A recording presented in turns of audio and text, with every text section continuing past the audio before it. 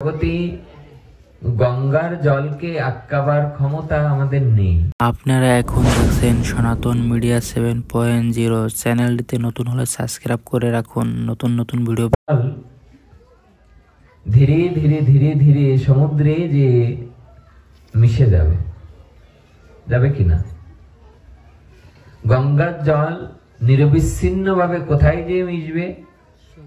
সমুদ্রে যে মিশে যাবে। গঙ্গাম্ব সহম বুধ।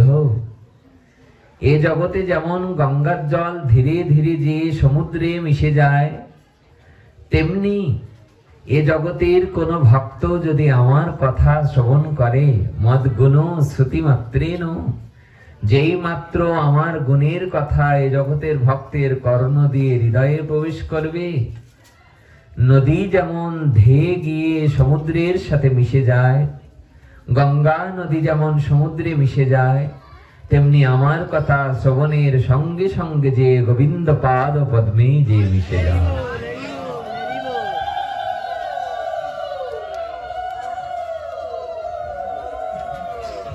এর চেয়ে বড় কথা আর কি হতে পারে? কি অপূর্ব ভাগবতের এই সিদ্ধান্ত যে নদীর জলকে যেমন আটকে রাখা যায় না, ও নদী যতই আঁকাবাঁকা যাক না কেন, ধীরে ধীরে যেমন সমুদ্রে যেই মিশে যায়, তেমনি আমার গুণের কথা কোন ভক্তের কর্ণ দিয়ে যেভাবে প্রবেশ করুক না কেন, সেও যে গোবিন্দ চরণে যে মিশে যায়।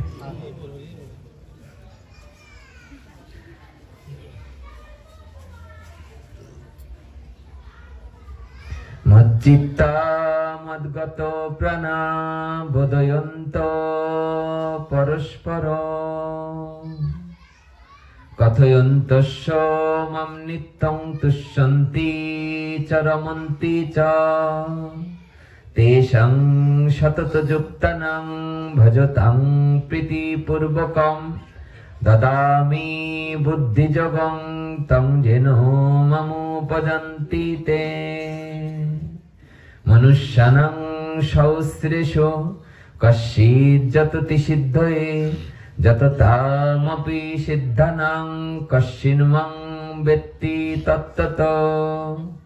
দৈবী হেষ্যা গুণময়ী মম মায়া দুরত্যয়া মাম এব যে প্রপদ্যন্তে মায়ামেতং তরন্তি তে। নমং দুষ্কৃতি নমুড়া প্রপদ্যন্তে নরধমা মায়া পরীত জ্ঞানা আসুরং ভবমাশ্রিতা। চতুর্বিধা ভজন্তে মাং জনা সুকৃতিন অর্জুন আর্ত জিজ্ঞাসুর অর্থার্থী জ্ঞানী চ ভরত সর্ব। তেষাং জ্ঞানী নিত্যযুক্তেন তেষাং জ্ঞানী নিত্যযুক্ত একুর ভক্তি বিশিষ্যতে প্রিয় হি জ্ঞানীন হতার্থমহং স চ মম প্রিয়।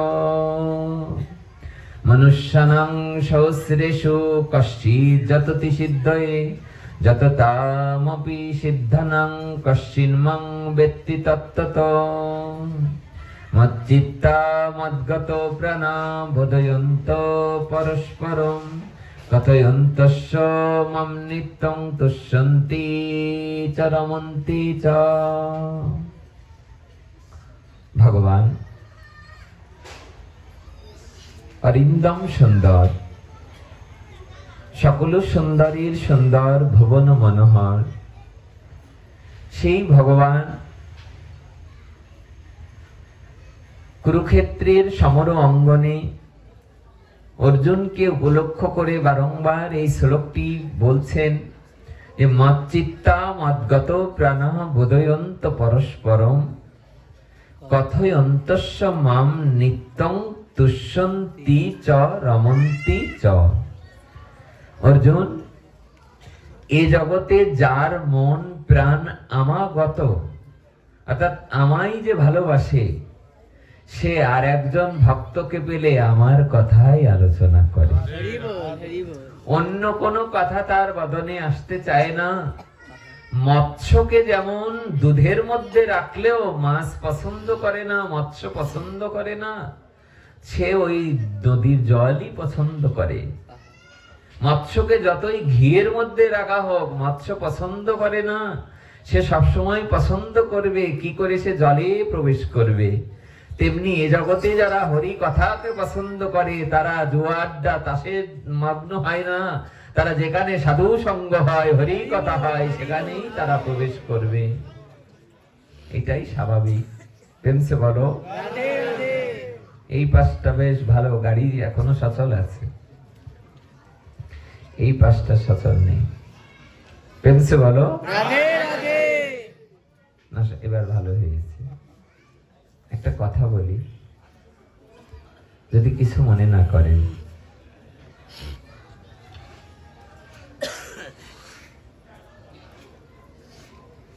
আমরা যে দামবন্ধন লীলা পালন করি না দামোদর মাসে, তো এই দামোদর মাসে আমাদের 8টা শ্লোক পাঠ করা হয়, একে দামোদর অষ্টকম বলা হয়।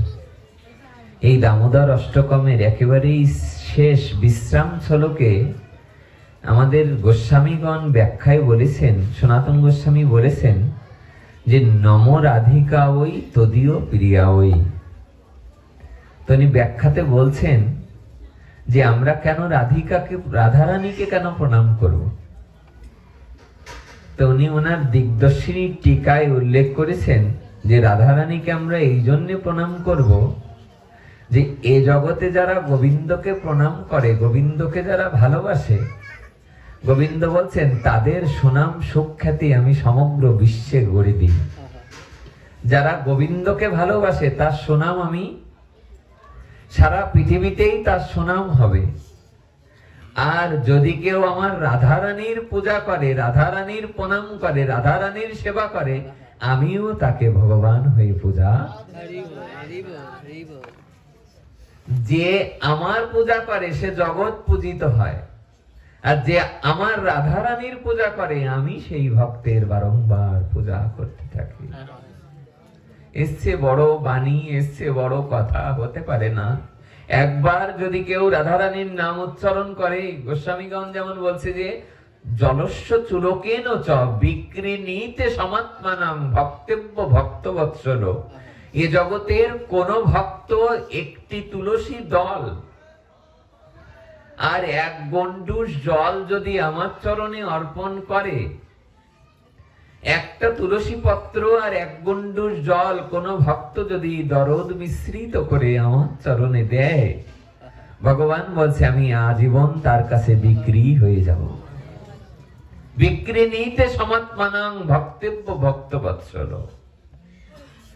এই অপূর্ব শ্লোকটি আমরা সকলেই যেন মনে রাখি। দশম অধ্যায়ের এই শ্লোকটি, 9ম শ্লোক। মচ্চিত্তা মদ্গত প্রাণা, যার হৃদয়টা আমাগত। মচ্চিত্ত, যার চিত্তটা আমায় দিয়েছে, মনটা যায় আমায় দিয়েছে। মচ্চিত্ত মদ্গত প্রাণা বোধয়ন্ত পরস্পর কথয়ন্তস্য মাম নিত্যং তুষ্যন্তি চ রমন্তি চ। সেই ভক্ত আমারই গুণ কীর্তন করে অপরকে পেলে, সে আর অন্য কোনো কথায় সে মগ্ন হয় না। অর্জুন তখন বললেন যে তোমার কথা আলোচনা করে ভক্তের কি লাভ হয়?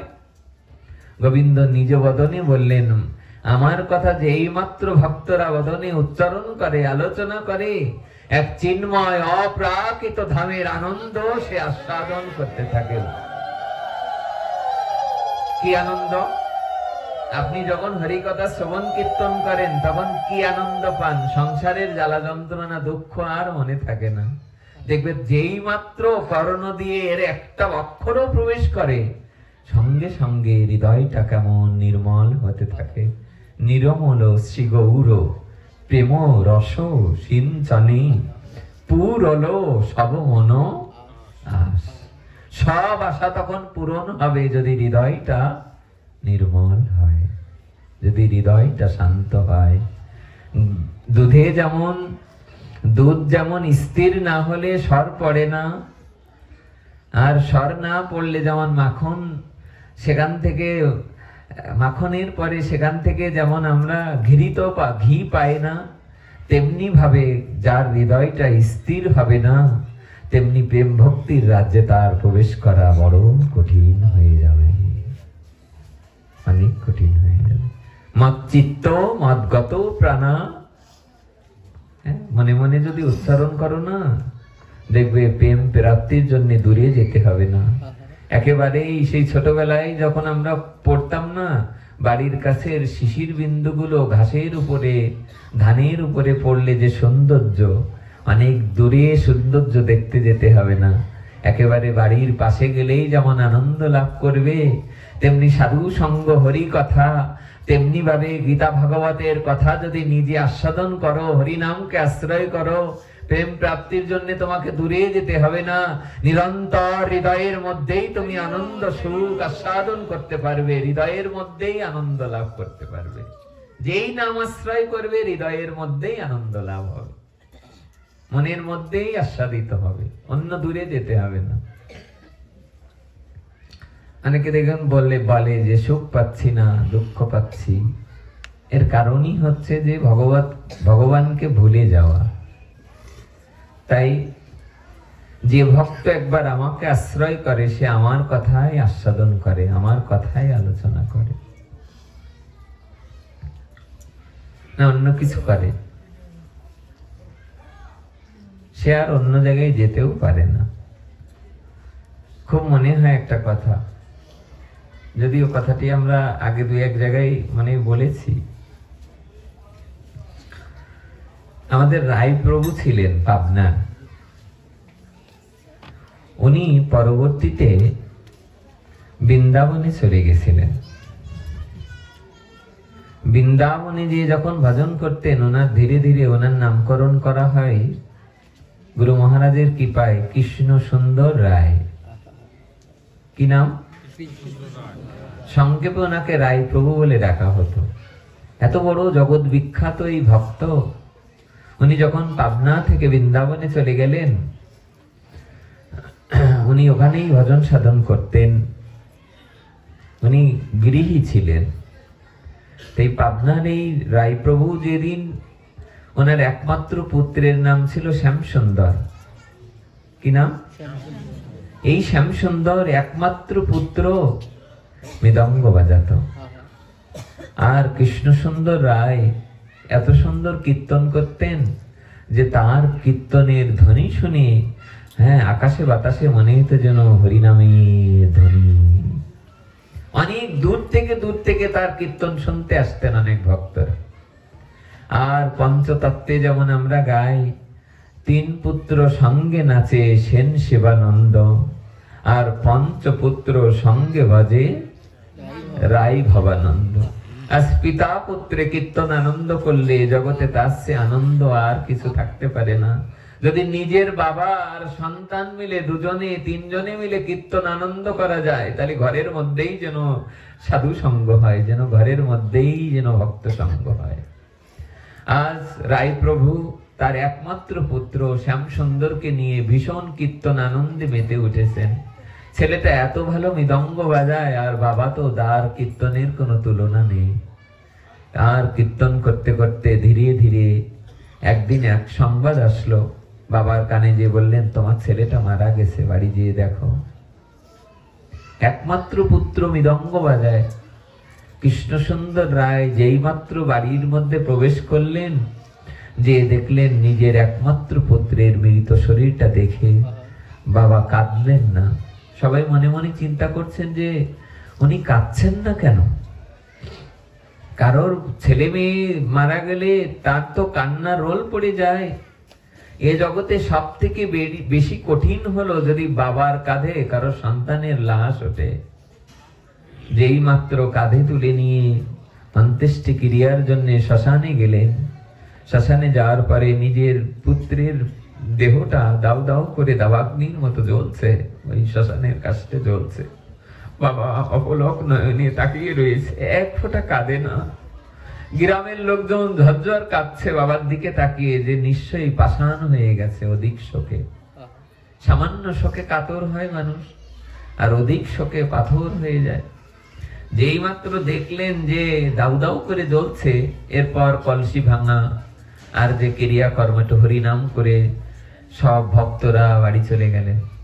কৃষ্ণসুন্দর রায় একা একা নিভৃতে বাড়ির মধ্যে প্রবেশ করলেন। বাড়ির ভিতরে যে কৃষ্ণসুন্দর রায় উনি রয়েছেন। গ্রামবাসীরা চিন্তা করলেন কৃষ্ণসুন্দর রায়ের একমাত্র পুত্র দেহ রেখেছে, একমাত্র পুত্রের বিয়োগে হয়তো বাবাকে আর বাঁচানো যাবে না, যে দেখো হয়তো হাউমাউ করে বাড়িতে কাঁদছে। গ্রাম শুদ্ধ লোক বাবাকে দেখতে গেলেন। বাবার বাড়ির চৌকাট যেই মাত্র চৌকাঠে গেলেন, যে দেখলেন কৃষ্ণসুন্দর রায় মৃদঙ্গ বাজাচ্ছে আর সন্ধ্যা আরতিতে কীর্তন আনন্দ করছে। সবাই যেন বাবাকে প্রশ্নবিদ্ধ করতে লাগলেন যে একমাত্র পুত্র মারা গেছে আর আপনি খোল বাজিয়ে কীর্তন করছেন। সঙ্গে সঙ্গে কৃষ্ণসুন্দর রায় উত্তর দিলেন, শোনো,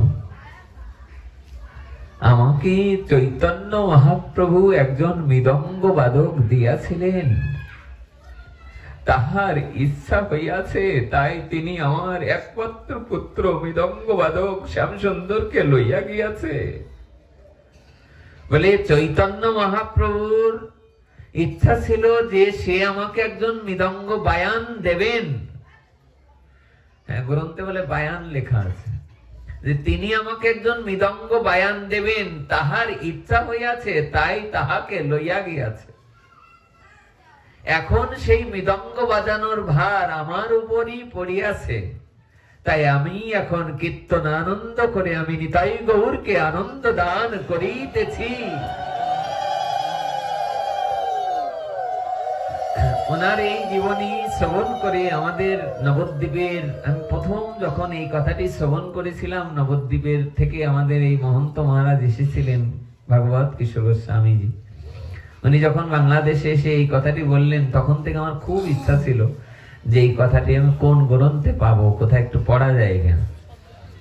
তা গতবার যখন রাধাকুণ্ডে গেলাম, তখন রাধাকুণ্ড থেকে গৌড়ীয় একটা গ্রন্থ এনে ওই গ্রন্থে দেখলাম অপূর্ব তার চরিত্র, তার গ্রন্থে অপূর্ব লেখা যে কৃষ্ণসুন্দর রায় কি অপূর্ব করে বললেন যে আমাকে একজন মৃদঙ্গ বাদক দিয়াছিলেন, মহাপ্রভুর ইচ্ছা হইয়াছে, তাই তিনি তারে লইয়া গিয়াছে।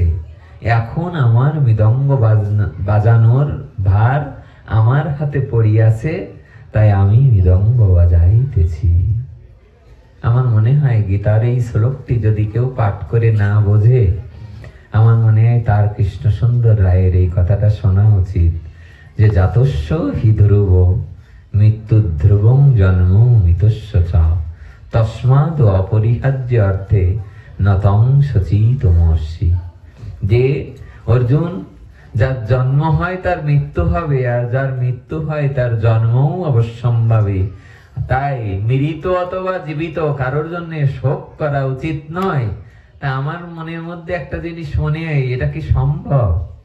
কিন্তু কৃষ্ণসুন্দর রায় করিয়ে দেখিয়েছেন যে যাত্রা তিনি লইয়া গিয়াছেন।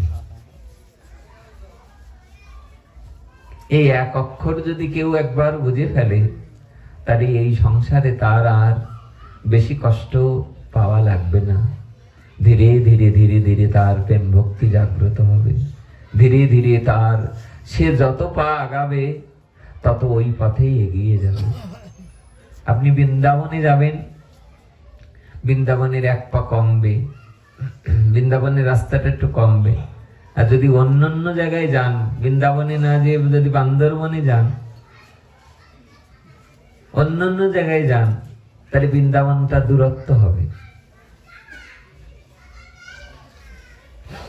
আমাদের এই জগৎ সংসারে সব থেকে যেটা শ্রেয়, সব থেকে যেটা কর্তব্য, সব থেকেই যেটা প্রয়োজন,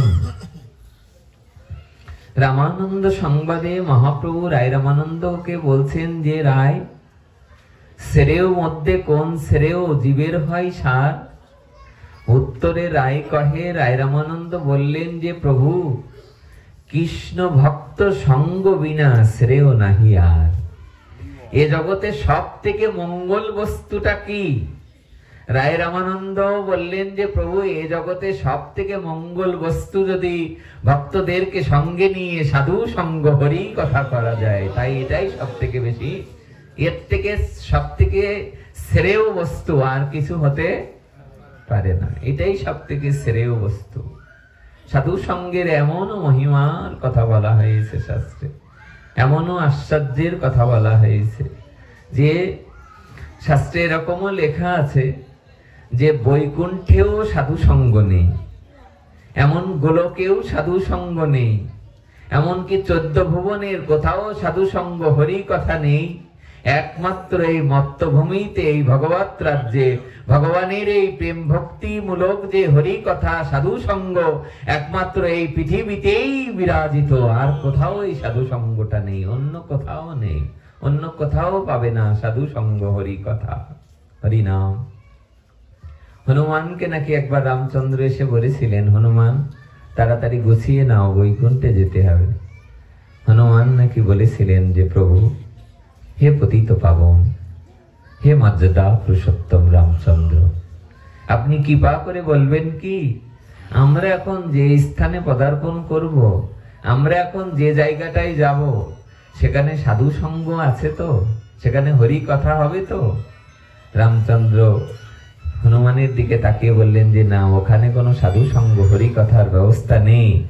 সঙ্গে সঙ্গে হনুমান বললেন, আমি বৈকুণ্ঠেও যেতে চাই না, আমি সেই জায়গাতেই থাকবো যেখানে সাধু সঙ্গ, যেখানে রামের কথা, যেখানে রাম কথা সাধিত হয়, আমি সেই স্থানেই থাকবো, সেখানেই, হ্যাঁ, যেখানে আমার প্রভুর কথা হবে আমি সেই স্থানেই থাকবো। এত বড় ভক্তের কথা তো বলে শেষ করারও যায় না। ওনার কথা নিজে পড়লে যেমন আস্বাদন হয়, নিজে বললেও যেমন আস্বাদন হয়, করলেও আস্বাদন হয়। ওনাদের কথা তো বললে কেমন আনন্দ লাগে,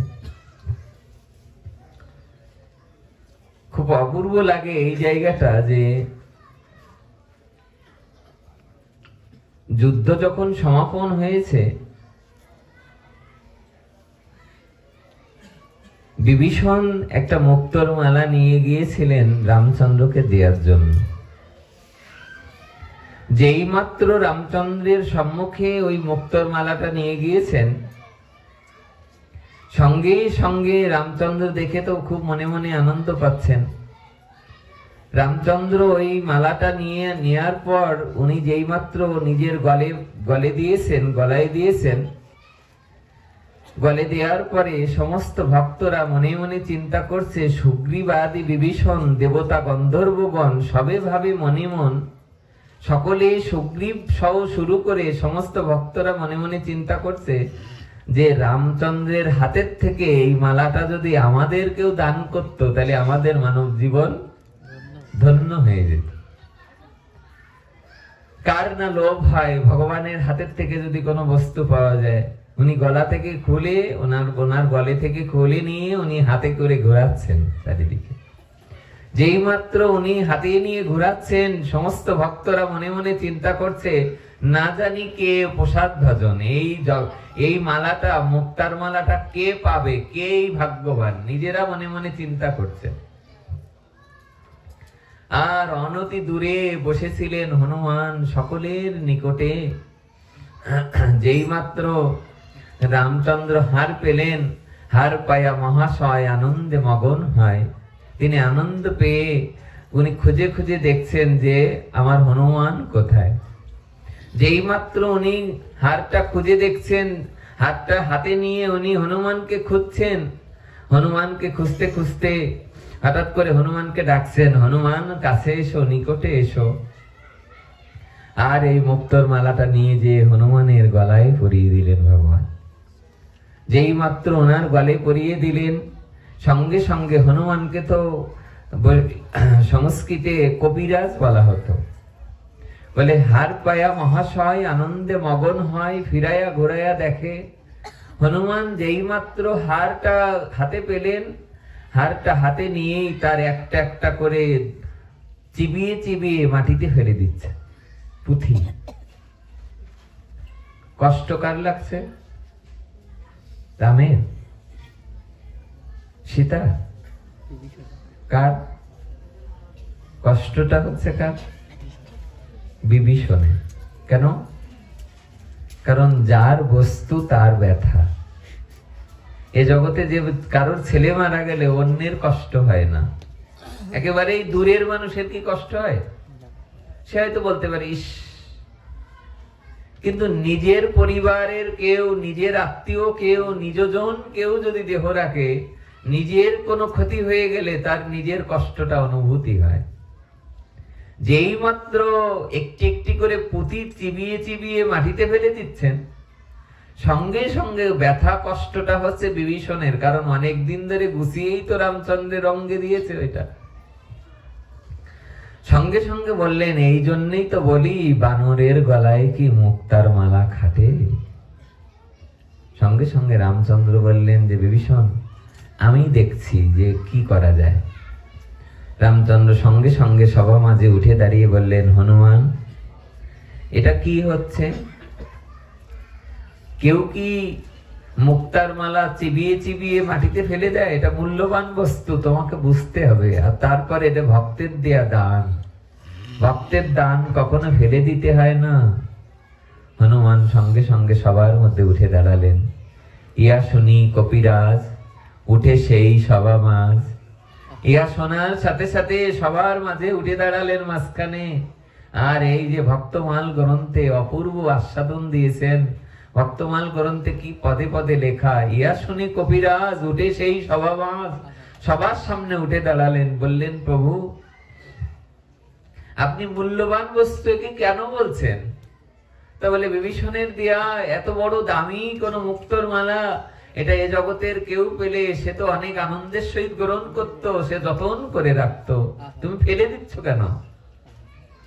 সঙ্গে সঙ্গে হনুমান বললেন, প্রভু শ্রী গুরুদেবের মুখে কতবার শুনেছি, গুরুদেব কাঁদতে কাঁদতেই কথাটি বলতেন, जिसका अंदर में हमारी प्रभु जी का नाम नहीं है वो मूल्यवान वस्तु कैसे हो सकता। যে বস্তুর মধ্যে আমার প্রভুর রামের নাম থাকে না, তা হনুমানের কাছে মোটেই গুরুত্বপূর্ণ হতে পারে না। আমি প্রথম যখন এই মালাটা হাতে পেলাম, ফিরিয়ে ঘুরিয়ে দেখলাম, দেখি নিশ্চয়ই তাহলে মালার উপরে নাম আছে, কিন্তু অনেকবার ঘুরিয়েও দেখলাম মালার উপরে অর্থাৎ পুঁথির উপরে কোনো নাম নেই। এরপরে মনে মনে চিন্তা করলাম, তাহলে প্রভুর নামটা মনে হয় বোধহয় এই মুক্তোর মালার ভিতরে, পুঁথির ভিতরে আছে। তাই আমি একটি একটি করে মালা চিবিয়ে চিবিয়ে ফেলে দিয়েছি। যেই মাত্র চিবিয়ে চিবিয়ে ফেলে দিলেন, সঙ্গে সঙ্গে বললেন যে তারপরেও যখন রাম নাম না পেলাম, তাই আমি একটি একটি করে পুঁথি চিবিয়ে চিবিয়ে ফেলে দিচ্ছি। যেই মাত্র বললেন, রামচন্দ্র উঠে দাঁড়িয়ে বললেন, ও তাহলে এর মধ্যে রাম নাম নেই বলে তুমি চিবিয়ে চিবিয়ে ফেলে দিচ্ছ। দেহ তো তোমার হয়ে অস্থি চর্ম মাংসময় বটে, তাহলে ইহা কেন ধরো মিথ্যা? তোমার শরীরটাও তো অস্থি চর্ম আর মাংস দিয়েই তৈরি হয়েছে, এখানে ইহা রাম নাম কোথা? তবে কেন ধরো মিথ্যা? তোমার শরীরে কোথাও রাম নাম দেখাতে পারবে? আজ এই মর্মস্পর্শী কথা শুনে হনুমান সঙ্গে সঙ্গে চোখ দুটি, নয়ন দুটি মুদিয়ে দিলেন, চোখ বন্ধ করলেন। চোখ বন্ধ করে একটি কথাই বললেন, আমি চেষ্টা করে দেখি আমার শরীরে প্রভুর নাম আছে কি নেই। চোখ দুটো বন্ধ করে অন্য কাউকে, রামচন্দ্রকে উনি আশীর্বাদ চাইলেন না, সরাসরি তার রামচন্দ্রের পাশে যিনি বসেছিলেন মা জানকীকে দুটো হাত জোড় করে মাকে প্রার্থনা করছে। কারণ জানকী তো আর কেউ নয়, সীতা দেবী হলো সাক্ষাৎ ভক্তি দেবী। ভক্তি দেবীকেই প্রণাম করে বারংবার চোখের জলে বলতে লাগলেন, মা আমি তো পশু, তবু এ জগতে আমি পশু কুলে জন্মগ্রহণ করলেও আমার প্রভু রামই তো আমার পিতা, তুমি তো আমার মাতা। পশুর জন্য কি কোনো কৃপা হবে না মা? সঙ্গে সঙ্গে এই ভক্ত চূড়ামণি, ত্রেতা যুগের ভক্তের মধ্যে অন্যতম ভক্ত ছিলেন হনুমান। যেমন রামচন্দ্র বলেছিলেন যে আমার ভাই লক্ষণও যতটা না প্রিয়, আমার লক্ষকুশ যতটা না আমার প্রিয়, তার থেকে অধিক প্রিয় আমার হনুমান। সেই হনুমান এবার মায়ের চরণে নিবেদন করছে, মা আজ আমার এই যুদ্ধে যদি তুমি জয়লাভ করাও, একমাত্র তবেই জয়লাভ হবে। সঙ্গে সঙ্গে চোখ দুটো বন্ধ করে সীতা মাকে ডাকতে লাগলেন, মা গো তুমি আমায় করুণা করো, আজ তোমার এই পশু ছেলে আমার বুক চিরে দেখাবে, যেন তার হৃদয়ে তোমাদের নাম খোদাই করা থাকে। সঙ্গে সঙ্গে ইয়া শুনে কপিরাজ উঠে সেই সভা মাছ নখে ধরি ফাড়ে বক্ষস্থল। যেই মাত্র সবার সম্মুখে দাঁড়িয়ে নিজের নখ, পশুদের তো কেমন নখ হয়, তার বক্ষটা যেই মাত্র চিরিয়ে ফেললেন, সঙ্গে সঙ্গে জনক নন্দিনী সীতা স্নেহ আনন্দে পুলকিতা, অর্থাৎ জনক নন্দিনী সীতার মায়ের পিতার নাম ছিল জনক রাজা, তার সেই কন্যা জনক নন্দিনী সীতা স্নেহ আনন্দে পুলকিতা, উনি যেই মাত্র দেখছেন যে হনুমানের অঙ্গে যেই বুক চিরে দেখালেন, দেখলেন রাম সীতা শুধু সর্বাগ্রে তার মধ্যখানে বসে বসে সেখানে ধ্যান করছেন, আর অস্থি চর্ম মাংস সমস্ত জায়গায় রামচন্দ্রের নাম খোদাই করে করে লেখা। ওই খোদাই করে করে রাম নাম লেখা দেখে সীতা ঠাকুরানী ঝরঝর, সীতা মা ঝরঝর করে কাঁদতে লাগলেন, আর চোখের জলে প্লাবন বেড়ে যাচ্ছে। একবার তাকায় প্রভুর দিকে, একবার তাকায় হনুমানের দিকে। হনুমানের দিকে তাকিয়ে তাকিয়ে মায়ের চোখে প্রথম জল আসলো। হনুমান, তুমি আমাদেরকে কোন স্থানে রেখেছো, কিন্তু জীবনে কখনো বুঝতে পারিনি যে হনুমান এতটা আমাদের ভালোবাসে। তাই ভালো যদি বাসতে হয়, চলো না মনে মনে তার নামটা হৃদয়ে লিখে নিয়ে। আমি একবার গুরুদেবের কাছে জিজ্ঞাসা করেছিলাম যে কি করে তার নাম মনে থাকে। তিনি বলেছিলেন যে যদি হৃদয়ে লেখো নাম, সে নাম রয়ে যাবে। কোথায়? হৃদয়ে লেখো আছে না? কার জন্য একটা গান আছে, হ্যাঁ, মান্নাদের, যে কাগজে লেখো নাম, কাগজ ছিঁড়ে যাবে, পাথরে লেখো নাম। গাইতে বলছে বক্তার, এক লাইন গাইবো? বকা দেবে সাধুরা।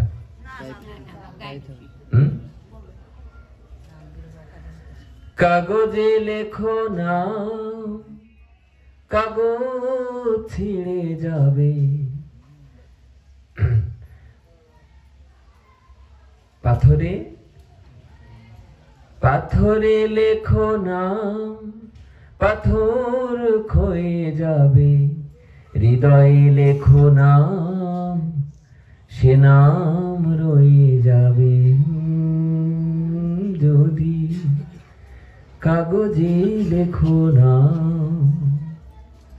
এগুলো তো আর কোনো চলচ্চিত্রের গান নয়, পরে চলচ্চিত্র বানানো হয়েছে। এগুলো কোনো কবির, কোনো গায়কের, কোনো হৃদয়ের কোনো মর্মস্পর্শী কথাকে, গান তো জ্ঞান, এগুলো তাদের কথাকে আমরা খারাপ দিকে নিয়ে যাই। ভালোবাসতে হলে আসলে হনুমানের মতো করেই ভালোবাসা উচিত, কৃষ্ণ সুন্দর রায়ের মতো করেই ভালোবাসা উচিত। আগের কথাটা কি অপূর্ব লাগে আমার কাছে, বলে যতবার শুনবেন ততবারই যেন নতুন নতুন নতুন মনে হবে। যতবার শুনবেন যে আমাকে একজন মৃদঙ্গ বাদক দিয়াছিলেন, তাহার ইচ্ছা হইয়াছে, তাই তিনি লইয়া গিয়াছেন, এখন মৃদঙ্গ বাজানোর ভার আমার উপর পড়িয়াছে, তাই আমি এখন সন্ধ্যা আরতিতে মৃদঙ্গ বাজাইতেছি। পেনছো বলো? এ জগতে কেন মা বাবা এটা পারবে তো? সারাটা জীবন অনেকে কান্নাকাটি করে, আর কোথায় বৈষ্ণব সেবা, গোবিন্দ সেবা, বলে কি লাভ হলো আমার একমাত্র পুত্র দেহ রাখাতে। আর তিনি দেখো সব কেড়ে নেওয়ার পরেও তাও অবলম্বন করলেন আমার গৌর সুন্দরকে, অবলম্বন করলেন আমার নিতাই চাঁদকে। আমরা গত পরশুদিন মনে হয়, আগামীকাল আমাদের ভৈমী একাদশী, এবং আগামী সোমবার নিত্যানন্দ ত্রয়োদশী। আজকে আমরা প্রসঙ্গক্রমে বলছিলাম যে কোনো তুলনা তো আনা উচিত নয়, শাস্ত্রে একটি ব্রতের সঙ্গে আরেকটি ব্রতের তুলনা করা খুব একটা উচিত নয়। তবু এরকম গ্রন্থাদিতে উল্লেখ আছে, আমি পড়েছি, যেমন রাধাষ্টমী সম্পর্কে লেখা আছে যে লক্ষ একাদশী করলে যে ফল হবে, একটি রাধাষ্টমী বা একটি নিত্যানন্দ ত্রয়োদশী করলে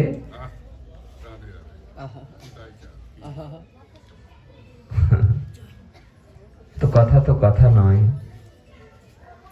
আমার মনে হয় আপনারা সকলেই চেষ্টা করে, আমরা 1 লক্ষ বা 1000 একাদশী বা 10,000 একাদশী করতে পারবো না, কিন্তু ইচ্ছা করলেই সবাই একটি নিত্যাই চাঁদের নিত্যানন্দ ত্রয়োদশী করতে পারবো, সকলেই পারবো। গত পরশুদিন ছিল আমাদের অদ্বৈত সপ্তমী, তাই তো? আজকে দশমী।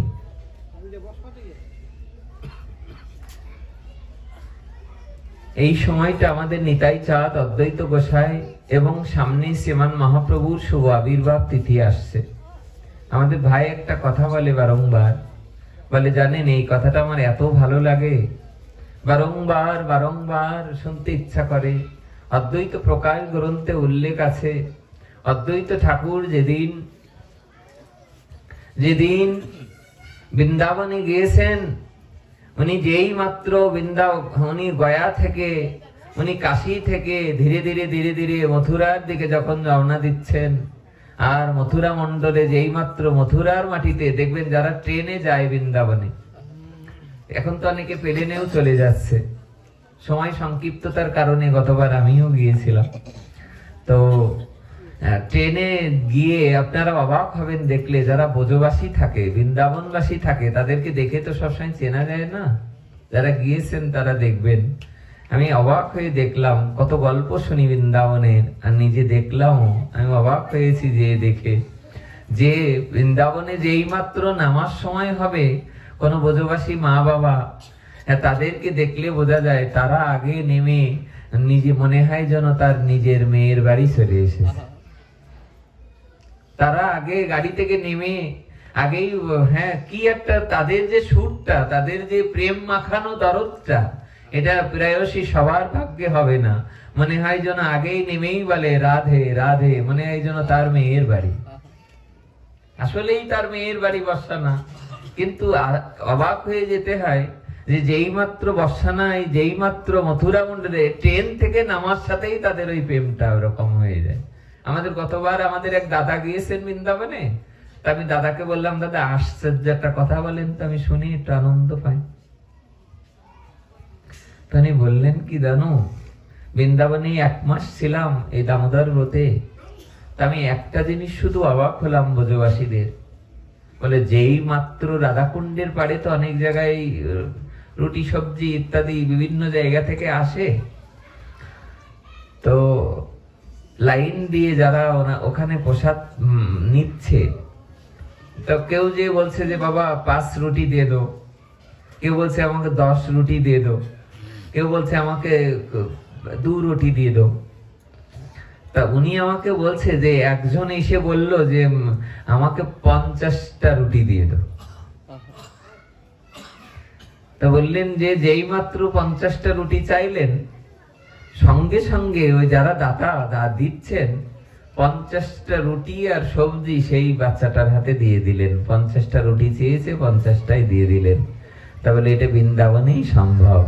এ যদি আমাদের কোন জায়গায় অনুষ্ঠানে দিতে এসে যদি 2টো করে রুটি সবাইকে দেওয়া হচ্ছে, যদি 50টা রুটি চাও, তো এটা যে কি হতো, এটা আপনিই বিচার করুন। আমাকে উনি বললেন যে বৃন্দাবনের ভাব আর সাধারণ ভাবের মধ্যে পার্থক্য দেখলাম দাদা। অবাক হয়ে যেতে হয় তাদের এই দর্শন করলে, অবাক করা কথা, অবাক হয়ে যেতে হয় তাদের এই প্রসঙ্গগুলো দেখলে। অদ্বৈত ঠাকুর যখন বালক কমলক্ষ বেশে সন্ন্যাস নিতে চেয়েছেন, উনি এদিক ওদিক ঘুরে বেড়াচ্ছেন। ঘুরতে ঘুরতে ঘুরতে ঘুরতে হরিদ্বার গেলেন। হরিদ্বার থেকে, কাশী থেকে উনি শিবকাঞ্চি, বিষ্ণুকাঞ্চি বিভিন্ন জায়গায় গ্রন্থে উল্লেখ আছে, উনি যখন বিভিন্ন জায়গায় পরিভ্রমণ করতে করতে যেই মাত্র মথুরার মাটিতে যে পা দিলেন, সঙ্গে সঙ্গে হৃদয় দিয়ে ঝরঝর জল ঝরতে লাগলো নয়ন দিয়ে। পদকর্তা বলছেন এত বেলা তো করন্দন করছিল না, সব তীর্থস্থানে গেলেন তখন তো কাঁদে নাই, যেই মাত্র মাধুর্যের ভূমি বৃন্দাবনে গেলেন সঙ্গে সঙ্গে কাঁদতে লাগলেন। এটা কেন? আর অদ্বৈত ঠাকুরের শিষ্য ঈশান নাগরের লেখা অদ্বৈত প্রকাশ গ্রন্থে উল্লেখ আছে, যেই মাত্র উনি বৃন্দাবনের মাটিতে প্রবেশ করলেন সঙ্গে সঙ্গে কেঁদে ফেললেন। বললেন কেন কাঁদলেন?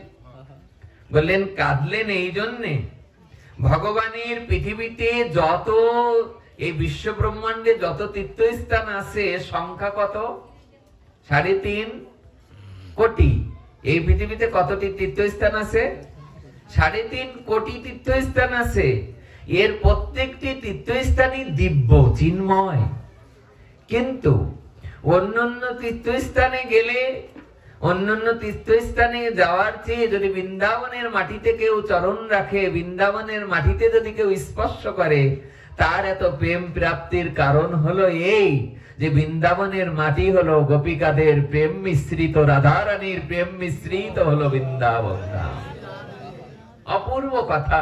এই কথাটা পড়বার পরে দেখবেন ওই পাতাটা আবার পড়তে ইচ্ছা করবে, যে বৃন্দাবনে কেন প্রেম জাগ্রত হয়েছে, কেন তিনি কেঁদে ফেললেন বৃন্দাবনে যে? কারণ হলো বৃন্দাবনের রজকণা ধুলোকণা প্রেম দিয়ে গড়া, রাধারানীর বিরহ দিয়ে, গোপিকাদের প্রেম দিয়ে গোপী বিরহ জেগে যায় ওখানে গেলে। যেই মাত্র উনি গেলেন, ক্রন্দন করতে করতে খুঁজে বেড়াচ্ছেন কাকে? আর কেউ নয়, সেই ভগবানকে বারংবার ডাকতে লাগলেন, কোথায় মদন মোহন, কোথায় আমার শ্যাম সুন্দর নটবর, কাহা যাও, কোথা যাব, কোথা গেলে তাকে পাবো? ক্রন্দন করতে লাগলেন। আর ক্রন্দন করতে করতে ভোর রাত্রে যে উনি এক গাছতলায় গিরি গোবর্ধন পরিক্রমা করে এক গাছতলার নিচে শয়ন করেছেন। আর শয়ন করার পর যেই মাত্র গাছতলায় যে শয়ন করলেন, শয়ন করার সঙ্গে সঙ্গে মদন মোহন এসে স্বপ্ন দেখাচ্ছেন, অদ্বৈত অদ্বৈত তুমি না খেয়ে না দিয়ে যে এখানে শয়নই আছো, শীঘ্র করে ঘুম ভেঙে ওঠো, উঠে যে দেখো যমুনার অনতি দূরে যে দ্বাদশ আদিত্য টিলা আছে, আমরা এবারও গিয়েছিলাম সেই যে টিলা, যে টিলার পরে রূপ সনাতন যেও ভজন করতেন, সনাতন গোস্বামী প্রায়শই ওখানে ভজন করতেন। আপনারা জানেন যে যে রাজা ওই যে সেই জাহাজটা নিয়ে যাচ্ছিলেন যমুনা দিয়ে, সেই লবণের জাহাজটা যখন আটকে গেছিল, সেই সনাতন গোস্বামী ওই টিলাটার পরেই বসে বসে ভজন করতেন। একদিন ভগবান যেমন সনাতনকে বলেছিলেন না, সনাতন তুমি আর এত গিরিরাজ পরিক্রমা করো না, বৃদ্ধ হয়েছো, আমি তোমাকে গিরিরাজ এখানে এনে দেব। সেই গিরিরাজের একখান যে শিলা এনে ওখানে দিয়েছিলেন। আর সনাতন গোস্বামীকে বলেছিলেন, বৃদ্ধ হয়েছো, 21 কিলোমিটার রাস্তা তুমি আর চলতে পারবে না, তুমি যদি এই শিলাটা পরিক্রমা করো তোমার 21 কিলোমিটার পথ পরিক্রমা করার সমান হবে। সেই শিলাটা এখনো সেই দ্বাদশ আদিত্য টিলার পরে আছে, আপনারা গিয়ে দেখে আসবেন। মদন মোহন ভগবান স্বপ্ন দেখাচ্ছেন, অদ্বৈত ঠাকুর ওঠো, উঠে দেখো আমি দ্বাদশ আদিত্য টিলার নিচে। কেউ যদি মনে করে যে এই গুণের কথা শুনে কি লাভ হবে, ওই যে মদ গুণ শ্রুতি মাত্রেন মই সর্বগুয়াশয়ে মনো গতির বিচ্ছিন্ন যথা গঙ্গাম্ব সহম্বোধ। ভগবানের গুণের কথা শ্রবণ করলে গঙ্গার জল যেমন ধীরে ধীরে দিয়ে সমুদ্রে পতিত হয়ে যায়, তেমনি আমার কথা শ্রবণ করার সাথে সাথে গোবিন্দ চরণে যে ভক্তরা মিশিয়ে যাবে। তাই অদ্বৈত ঠাকুর সঙ্গে সঙ্গে ঘুম ভাঙলো। ঘুম ভেঙে উঠে উনি যেই মাত্র ঘুম ভেঙে গেল, ঘুম ভেঙে উঠেই দেখছে যে কি ব্যাপার, স্বপ্নের কি দর্শন করলাম। উনি ব্রজবাসীদের বলতে লাগলেন, শুনুন, এই মাত্র ভোর রাত্রে স্বপ্ন দেখলাম যে মদন মোহন স্বপ্ন দেখাচ্ছেন যে কুবজা সেবিত বিগ্রহ। আপনারা জানেন ভাগবতে একটি প্রসঙ্গ আছে কুবজা। এই কুবজার পিঠে কি ছিল? কুদ ছিল। হ্যাঁ, সেই কুবজা সেবিত, কুবজা যে ভগবানের সেবা করতেন, যে বিগ্রহটা সেবা করতেন, সেই বিগ্রহটা দ্বাদশ আদিত্য টিলার নিচে পড়ে আছে। মদন মোহন বলছেন, মেলেস্য ভয়ে, কিছু ডাকাতের ভয়ে কুবজার বিগ্রহটা যারা সেবা করত, ওই বিগ্রহটা সেবা করতে করতে ডাকাতের ভয়ে, মেলেচ্ছদের ভয়ে সেবকরা ওখান থেকে পালিয়ে গিয়েছে। আর পালিয়ে যাওয়ার পরে সেই আদিত্য টিলার তলেই ধীরে ধীরে মাটি জমতে জমতে, পলি পড়তে পড়তে এখন সেখানে ওই টিলার ভিতরেই গোবিন্দের সেই বিগ্রহটা আছে। সাক্ষাৎ অদ্বৈত গোসাই, যিনি শিব ঠাকুর এবং যিনি মহাবিষ্ণু, তিনি স্বপ্নে দেখে সঙ্গে সঙ্গে উঠে তিনি সমস্ত ব্রজবাসীদের বলতে লাগলেন, আপনারা চলুন, আমাকে স্বপ্নে দেখিয়েছে ভগবান যে তার এক বিগ্রহ ওই যমুনার পারে দ্বাদশ আদিত্য টিলার নিচে আছে। সমস্ত ব্রজবাসীরা বিশ্বাস করে নিলেন এক বাক্যে। কেন? বলে অদ্বৈত ঠাকুরকে দেখে এ জগতে কার না বিশ্বাস হবে? বলো, এ জগতে কোন সাধুকে দেখলে মানুষের এত বিশ্বাস যদি হয়, ভক্তদের দেখলে যে বিশ্বাস হয়। হ্যাঁ, আমাদের বৃন্দাবনের এক মহন্ত পাঠ করেছে, কে যেন বললো আমাদের সামনে আগের দিন, আপনিই তো, কি জন্য না মনে, গোবিন্দ বল্লভ শাস্ত্রীজির কথা বললেন না, যে গোবিন্দ বল্লভ শাস্ত্রীজি পাঠ করছেন, বলছে জানো বাবা, আমরা যখন সেলুনে যাই, সেলুনে যে ধারালো ব্লেড বা ধারানো খুর থাকে, ওই খুরটা দিয়ে যখন আমাদের চুল কাটানো বা শেভ করিয়ে দেয়, আমরা ওই নরসুন্দরকে আমরা বিশ্বাস করি। সে কিন্তু যে কোনো সময় যদি এটা বেঁধে যায়, এটা একটা জায়গায় যদি বেঁধে যায়, কিন্তু হিতে বিপরীত হতে পারে। বাবা বলছেন যে তাকে আমরা বিশ্বাস করি। গাড়িতে যখন উঠি, 50টা সিট থাকলে একজন গাড়িটা চালায়, এই যে আমরা নিরন্তর তো গাড়ির মধ্যেই থাকি। আমার মাঝে মাঝে মনে হয় যে আমার যদি একটু তন্দ্রা আসে, কি দিয়ে কি চালাবে, কি দিয়ে কি হবে। কিন্তু একটা জিনিস দেখুন, এই বিশ্বাসটা তো আপনার আমার থাকে যে না, তিনি আমাকে গন্তব্যস্থলে পৌঁছে দেবে। তেমনি এই জগৎ সংসারে বিশ্বাস যদি করতে হয়, গুরুদেবকে বিশ্বাস করো। বিশ্বাস যদি করতে হয়, রাধা মাধবকে বিশ্বাস করো, নিতাই গৌরকে বিশ্বাস করো। আর তাকে এরকম গ্রন্থে লেখা রয়েছে, সবাই বিশ্বাস কেন করলেন? বলেন বিশ্বাস করলেন তার ওই ভুবন ভুলন রূপ দেখে, অদ্বৈত ঠাকুরের চেহারা দেখে সকলেই বিশ্বাস করলেন যে ইনি মিথ্যা বলছেন না। সবাই কি কি নিলেন সাথে? শাবল নিলেন, আর শাবল আর কোদাল নিলেন। শাবল কোদাল নিয়ে সেই দ্বাদশ আদিত্য টিলায় যে ধীরে ধীরে ধীরে ধীরে মাটি আলগা করতে লাগলেন, আর মাটিগুলো সাবধানে নিতে লাগলেন। কেন? ওই যে স্বপ্নে দেখিয়েছে যে দ্বাদশ আদিত্য টিলায় আমার এক বিগ্রহ রয়েছে, যাওয়ার কুবজা সেবিত বিগ্রহ। যেই মাত্র এই মনের ভিতরে আসলো, উনি কি করলেন? উনি খুব সাবধানে সাবধানে ওই মৃত্তিকা আলগা করতে লাগলেন।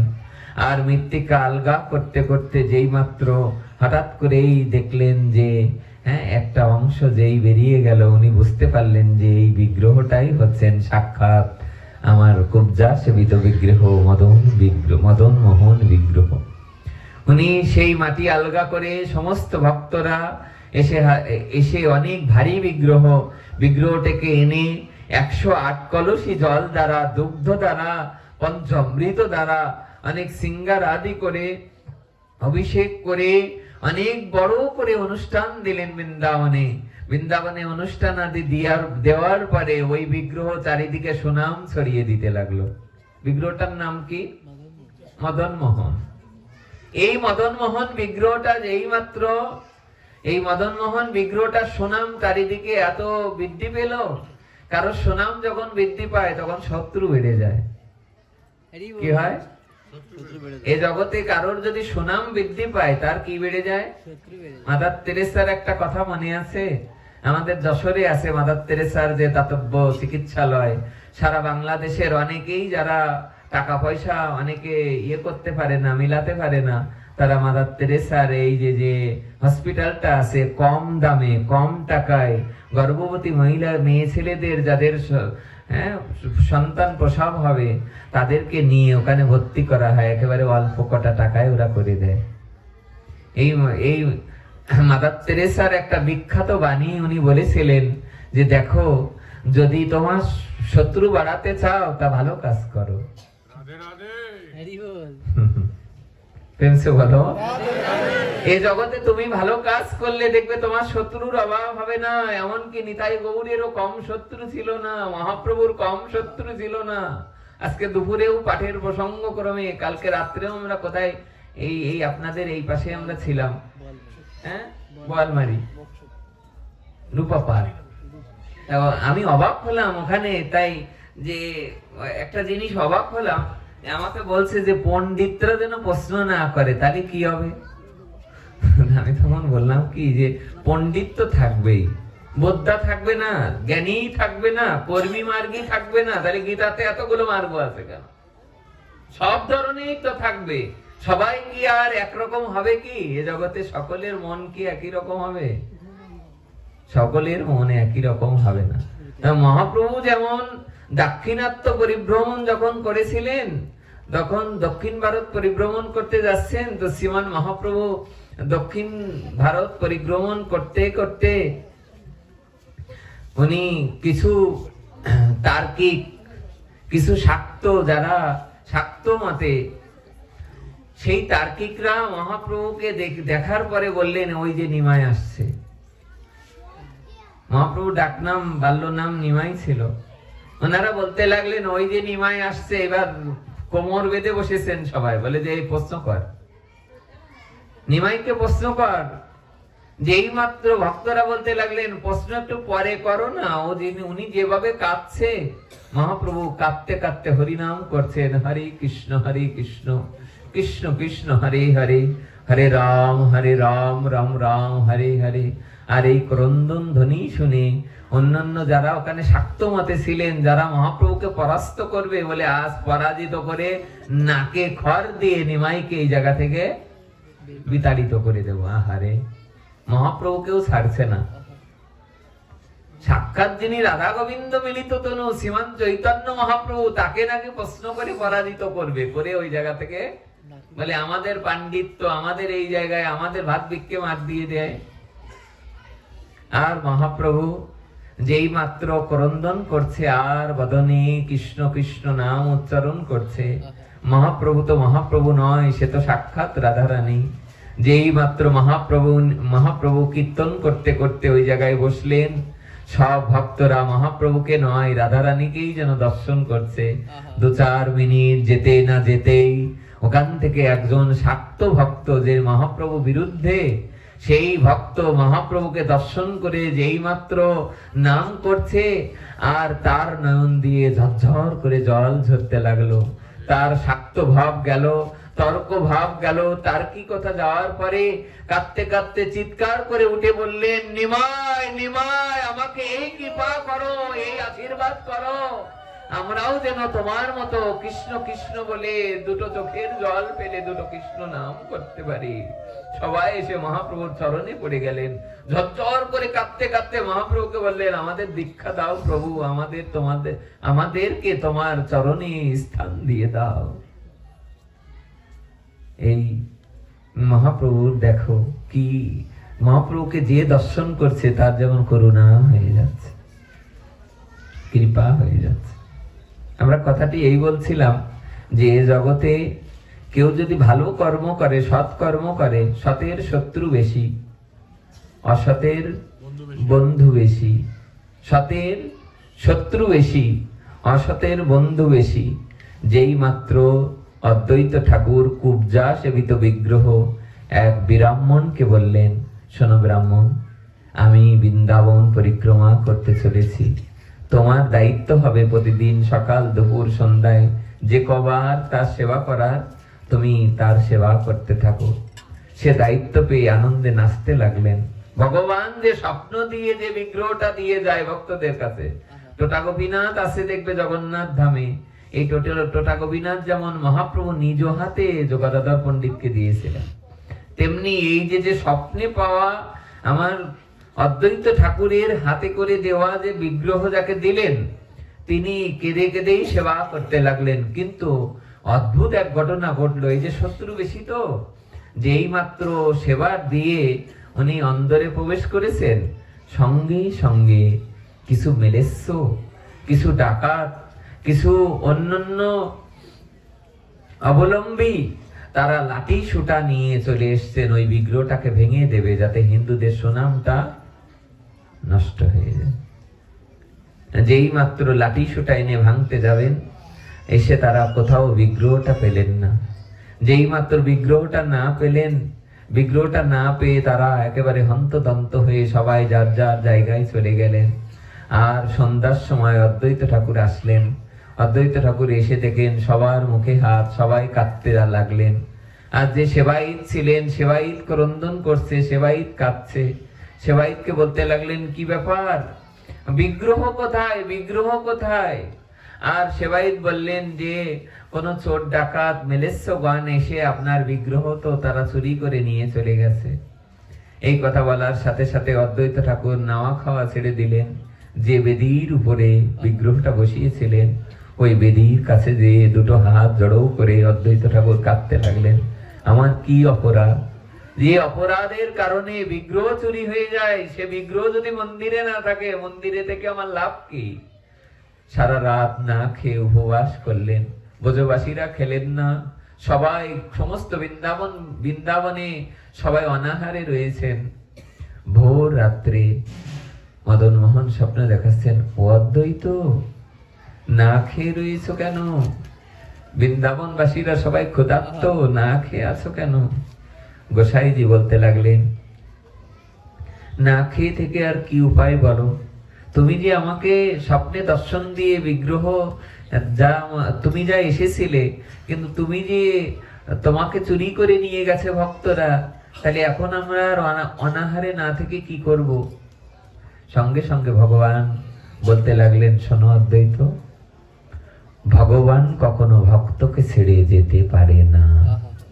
এ জগতে যে ভক্ত শুদ্ধ ভক্ত, যে ভক্ত ভগবানকে ভালোবাসে, সেই ভক্তকে ছেড়ে ভগবান কখনো অন্য জায়গায় চলে যেতে পারে না। তাহলে তুমি কোথায়? তোমাকে যে তন্ন তন্ন করে মন্দিরে খোঁজা হলো, এত বড় বিগ্রহ, বিগ্রহ কোথায় গেল? সঙ্গে সঙ্গে অদ্বৈত ঠাকুরকে মদন মোহন স্বপ্নে বলতে লাগলেন, শোনো অদ্বৈত, বিগ্রহ আর কোথাও নয়, বিগ্রহ মন্দিরের মধ্যেই আছে। তাহলে মন্দিরের মধ্যে আছে, এত বড় বিগ্রহ কারোর চোখ নজরে আসবে না? তাহলে দেখো, যোগীন্দ্র মনীন্দ্র গণও যে বিগ্রহ দর্শন করতে পারে না, আমাকে দর্শন করতে পারে না, যুগ যুগ ধরে ভালোবেসেও যারা আমাকে পায় না, আর কোথাকার ডাকাতরা এসে আমাকে দর্শন করে ফেলবে, তা তো আর আমি হতে দিতে পারি না। জানো, আমার এই বিগ্রহটা সাক্ষাৎ কুবজা আমাকে পূজা করেছে। আমি এ জন্মের নয়, আমি দাপরের কুবজা সেবিত বিগ্রহ। তাই আমি তো সাক্ষাৎ বিগ্রহ, আমি তো আর সবাইকে দেখা দিতে পারি না। কোথাকার মেলেচ্ছ, কোথাকার ডাকাত, তারা লাঠি সুটা আনলো, তারা আমাকে দর্শন করলে আমার ভগবানত্ব থাকে কি?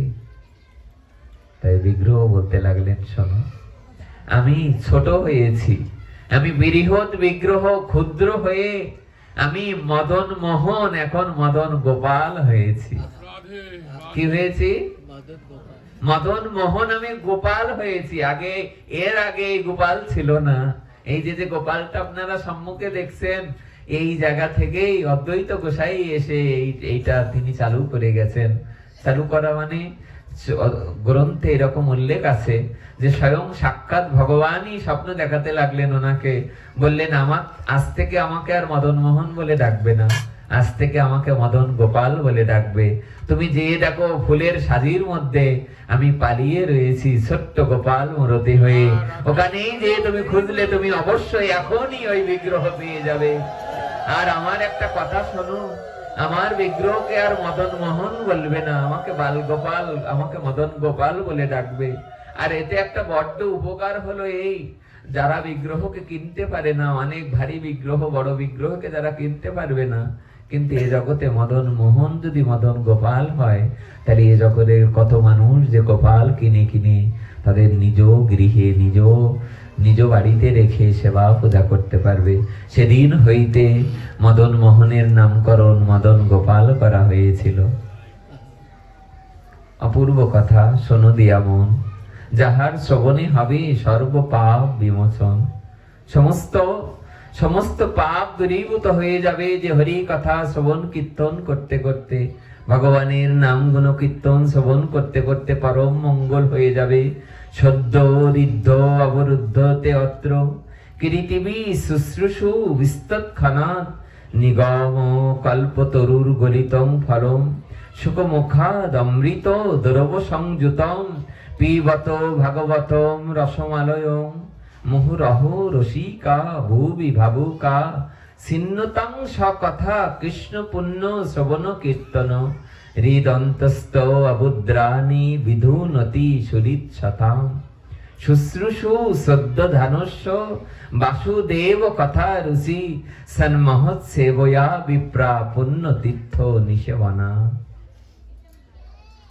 মদ্গুণ শ্রুতিমাত্রেণ ময়ি সর্ব গোয়াশয়ে মনগতির বিচ্ছিন্না যথা গঙ্গাম্ভ সোহম বুধ। ভগবানের কথা যারা শ্রবণ করে তার হৃদয় পরিষ্কার হয়ে যায়, হৃদয় নির্মল হয়ে যায়। ধীরে ধীরে ধীরে ধীরে ভগবানের করুণায়, ভক্তদের করুণায় তার তার আধার ঘরে আলো ফুটে ওঠে।